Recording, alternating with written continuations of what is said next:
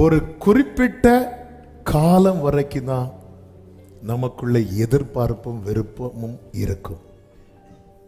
அது தாண்டிட்டுனா அப்படியே பழகிரும். அதனாலதான் 86வது வயசுல எதிர்பார்ப்பு இருந்ததுனால ஆபிரகாம் கேட்டான், அடியேனுக்கு என்ன தருவீர் என்று. 99வது வயதுல எதிர்பார்ப்பு இல்லாததுனால ஆபிரகாம் சொன்னான், இஸ்மவேல் உமக்கு முன்பாக பிழைப்பானாக.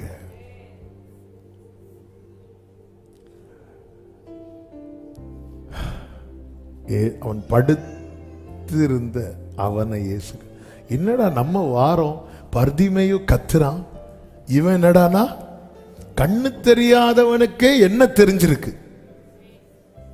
கண்ணு தெரிந்தவனுக்கு கண்ணு தெரியாதவனுக்கு என்னை தெரிந்திருக்க. இவரு 38 வருஷம். இயேசு இந்த பூமியில எத்தனை வருஷம் வாழ்ந்தா? உண்மையில பார்த்தா இந்த பூமியில இயேசுவை விட, சிலர் இருக்கிறத பார்த்தா இயேசுவை விட, நாங்கள் எத்தனை கேட்டாச்சு, எத்தனை பார்த்தாச்சு. என்ன கேட்டோம், என்ன பார்த்தோம்? நமக்கு தெரிஞ்சதெல்லாம் கொஞ்சம்தான், ஒண்ணுமே இல்லை. 3 வருஷம் மார்பில் சாய்ந்திருந்த யோவான் பத்மு தீவுல இயேசுவை கண்ட போது நிக்க முடியாம கீழே விழுந்தான். இயேசுவை அறிகிற அறிவிலே வளர முடியுமே தவிர இயேசுவை முழுமையா யாருக்கும் அறிந்து முடிக்க முடியாது. காரணம், அவர் பாதி அல்ல, அவர் ஆதி, அவர் அந்தம். He is Alpha and Omega. Hallelujah. Amen. மனுஷன் புதுசா கண்டுபிடிச்சு ராக்கெட் விடுறான், என்னெல்லாமோ விடுறான். அவனுக்கு எவ்வளவு தூரத்தை தொட முடியுமோ அவ்வளவு தூரத்தை தொடுகிறான். பரலோகத்தில் வீற்றிருக்கிறவர் சிரிக்கிறார், மனிதனே உன்னால எவ்வளவு தூரத்தை தொட முடியுமோ, எவ்வளவு உயரத்தை தொட முடியுமோ அதுக்கு எத்தனையோ மடங்கு மேலதான் என் சேரைய நான் போட்டிருக்கிறேன் அப்படிங்கிறான். வானம் அவரது சிங்காசனம், பூமி அவரது பாத பீடம். அவன் படுத்திருக்கிறான். ஏன்னா அவனை குறை சொல்ல முடியாது.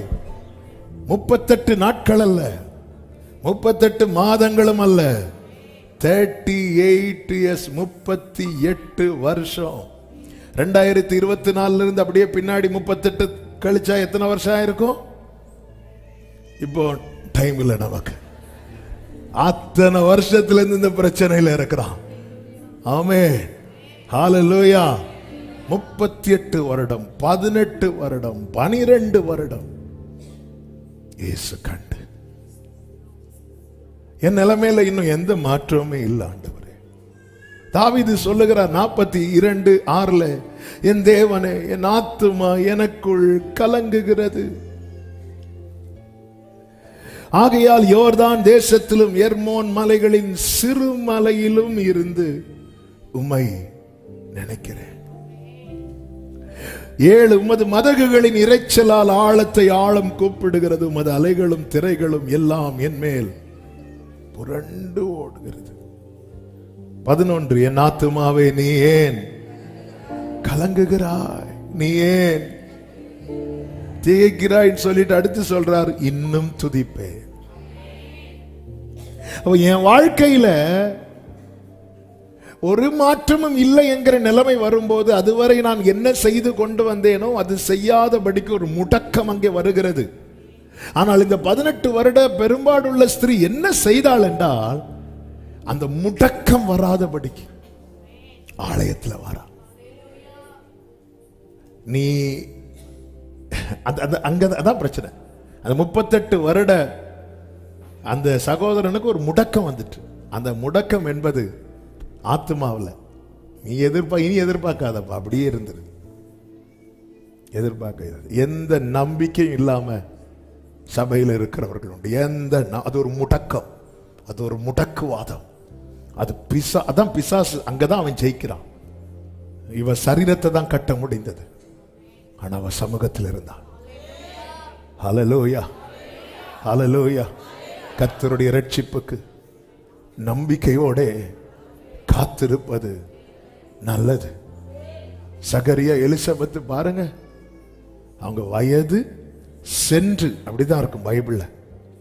லூக்கா 1வது அதிகாரம் 7வது வசனத்துல எலிசபெத் மலடியா இருந்தபடியினால் அவர்களுக்கு பிள்ளை இல்லாதிருந்தது. இருவரும் வயது சென்றவர்களாய். அப்படி படிச்சா நமக்கு அதை ஆழத்தை பார்க்க முடியாது. வயது சென்றவர்களாய், அதன் அர்த்தம் என்ன? கிடைக்கணும் நினைக்கிற கிடைக்க வேண்டிய காலத்தை அவங்க என்ன செய்யறாங்க? தாண்டி நிற்கிறாங்க. வயது சென்றவர்களாய். அப்ப அந்த காலை தாண்டும் போது எதிர்பார்ப்பு கம்ப்ளீட்டா டவுன் ஆகும். ஆனால் இவர்களுக்கு கிடைக்குங்கிற நம்பிக்கை போயிருக்கும். அதனாலதானே சகரியா சொன்னாரு, நான் கிழவனா இருக்கிறேன் அப்படின்னு. அப்போ அந்த ஒரு கட்டத்தை தாண்டினது நம்பிக்கை போச்சு. ஆனாலும் 6வது வசனத்தில் சொல்லப்பட்டிருக்கிறது, அவர்கள் இருவரும் கர்த்தரிட்ட சகல கற்பனைகளின் படியையும் நியமங்களின் படியையும் குற்றமற்றவர்களாய் தேவனுக்கு முன்பாக நீதி உள்ளவர்களாய் இருந்தார். அதன் அர்த்தம் அவர்களுடைய ஸ்பிரிச்சுவல் லைஃபை சத்துருவால முடக்க முடியல. இன்னைக்கு நம்ம வசனத்தின்படி நடக்கணுமா வேண்டாமா என்பதை தீர்மானிக்கிறதே ஏதோ ஒரு பிளெஸ்ஸிங்கை வச்சுதானே இருக்கு. என் நிலைமையில எந்த மாற்றம் இல்லை, அதனால நான் செபக்கிறத விட்டுறேன், பைபிள் படிக்கிற இல்ல. கர்த்தர் அதை பார்க்கிறார். கர்த்தர் அதை பார்க்கிறார். பிலதெல்பியா சபைக்கு கர்த்தர் எப்பொழுது பிராமிஸ் கொடுக்க ஆரம்பித்தார் தெரியுமா? அதற்கு கொஞ்ச பலன்னா இருந்த பலன் எல்லாம் போய் போய் போய் போய் போய் போய் போய் அந்த கொஞ்சத்துல நிற்கும் போது பார்த்து சொல்றார், அவருடைய நாமத்தை சொல்றார், ஒருவரும் பூட்டக்கூடாதபடிக்கு திறக்கிறவரும் திறக்க கூடாதபடிக்கு பூட்டுகிறவரும். அப்ப அது வரைக்கும் பார்த்துட்டே இருக்கிறார். இவன் மறுதலிக்கிறானா? 3 தடவை மறுதலித்த பேதுரு 4வது தடவை மறுதலிக்கிறதுக்கு முன்னாடி திரும்பி பார்த்துட்டார். அப்போ இங்க அவ்வளவு குற்றச்சாட்டு பேசுறாங்க, அவர் சைலண்டா இருக்கிறார். நான் நினைக்கிறேன், நான் நம்புறேன், அவர் அமைதியா இருந்து இவங்க பேசுறத ஒன்னும் காதுல வாங்காம பேதுரு தள்ளி இருந்து பேசுறத காதுல வாங்கிட்டே இருக்கிறார். அதனாலதான் பைபிள் சொல்லுகிறது, அவர் திரும்பி பேதுருவை அப்படி பார்க்கிறது. அவர் திரும்பும் போது பேதுருவை பார்த்தார் என்றல்ல, அவர் திரும்பி பேதுருவை பார்த்தார். கேட்ட எல்லாம் கேக்குது பேதுரு, எல்லாம் எனக்கு கேக்குது. ஆமென். எல்லாமே இங்க சுத்தி இருந்து இவன் இப்படி சொன்னான், அவன் அப்படி சொன்னான், மைண்ட் பண்ணவே இல்லை. அவருக்கு வெளியே இருக்கிறவங்க பேசுறது மேட்டரே கிடையாது. அவருடைய ரத்தத்தால் மீட்கப்பட்டு உள்ள கொண்டு வந்திருக்கிறார் தெரியுமா? இவங்க என்ன சொல்றாங்க, இவங்க என்ன நினைக்கிறாங்க, இவங்க என்ன பேசுறாங்க? ஆமே. பேதுரு எல்லாத்தையும் விட்டுட்டு ஆண்டவர் கிட்ட வந்துட்டு ஒரு நாள் கேட்கிறார், ஆண்டவரே எல்லாத்தையும் விட்டுட்டு வந்தோம், எங்களுக்கு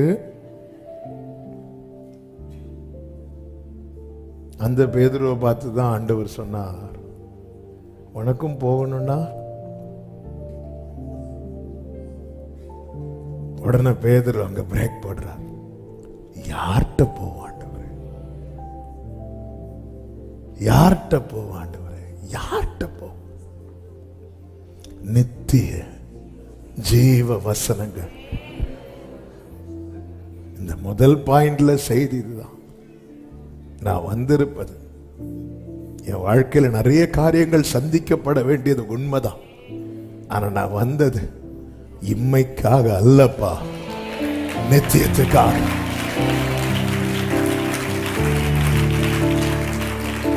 நாளை உங்க சமூகத்துல நானும் என் குடும்பமும் நிக்கணும். கிருபையின் வாசல் அடைபடும் முன்னே அந்த கிருபையின் கிறிஸ்து என்கிற பேழைக்குள்ள நானும் குடும்பமும். ஹல்லேலூயா. கிருபை எப்படி பேழையின் வாசல் அடைபடுவதற்கு முன்னமே நோவாவும் குடும்பமும் அந்த பேழைக்குள்ள என்றானாங்களோ. ஹல்லேலூயா. அந்த கிருபையின் வாசல் ஒரு நாள் அடைபடும் சகோதரி, ஒரு நாள் அடைபட போகிறது சகோதரா. அதற்குள்ள நம்ம ஒரு போட்டோல நம்ம ஃபேமிலியில ஒரு பர்சன் மிஸ் ஆனாலே நம்ம ஃபீல் பண்ணுவோம் இல்ல, போட்டோல. ஆமே. சில மாதத்துக்கு முன்னாடி ஒரு ஃபேமிலி வந்து போட்டோ எடுக்கிறாங்க. எடுக்கும்போது ஒரு கேப் விட்டு எடுக்கிறாங்க. ஏன்னா அந்த ஃபேமிலியில் ஒரு ஆள் வெளியே படிச்சுட்டு இருக்கிறாங்க. எதுக்கு கேப் விட்டு எடுக்கிறாங்க அப்படின்னா, புறம் எடிட் பண்ணினாங்க பாருங்க. ஒரு போட்டோல ஃபேமிலியில ஒரு நம்பர் குறையுதுனாலே நமக்கு எவ்வளோ ஃபீல் ஆகுது மகிமையில். அப்போ உனக்கு நிமிர வேண்டாமா? வேணும் வேணும். அப்போ உனக்கு கடன் மாற வேண்டாமா? மாறணும். அப்போ இன்னும் மாறலையே, அது அவர்கிட்ட கேளு. அப்போ நீ ஏன் சர்ச்சுக்கு வர?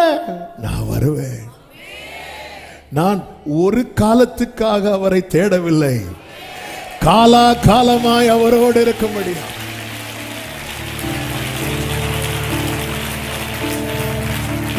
ஹல்லேலூயா.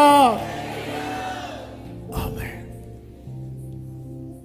ஹல்லேலூயா. 18 வருஷம் எந்த மாற்றமும் இல்லை. அவ காதுல இந்த வார்த்தைகள் விழுந்து இருக்கும், நம்பிக்கையின் வார்த்தைகள்.